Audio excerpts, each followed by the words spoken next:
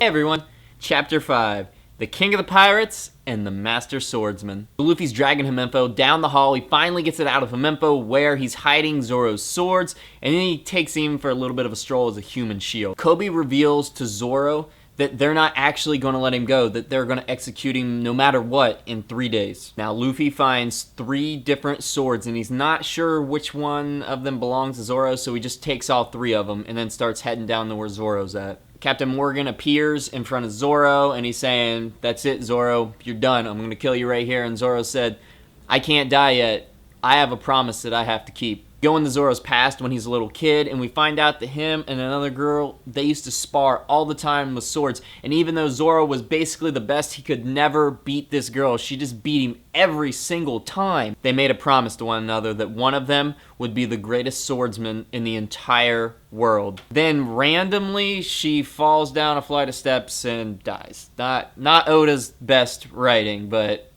it's there. Zoro vows that he will become the greatest swordsman before he dies, so that since she died, that their dream can still live out. At this point in time, Zoro has no clue that Luffy has eaten the devil fruit and that he's a rubber man. So they're getting ready to shoot Zoro. Right as soon as they fire the bullets, Luffy comes flinging down, steps in front of him, takes all the bullets and just ricochets them off of him, and Zoro's like, "What are you?" And Luffy's like, "I'm the guy that's gonna be king of the pirates." Luffy has all the swords, and he's like, I don't know which one was yours. And he's like, "I practice 3 sword style. They're all my swords." And then he also looks at him. Zoro looks at Luffy, and he's like, "You know what? You got yourself a pirate." So Zoro joined Luffy's crew. He's the first one in the crew.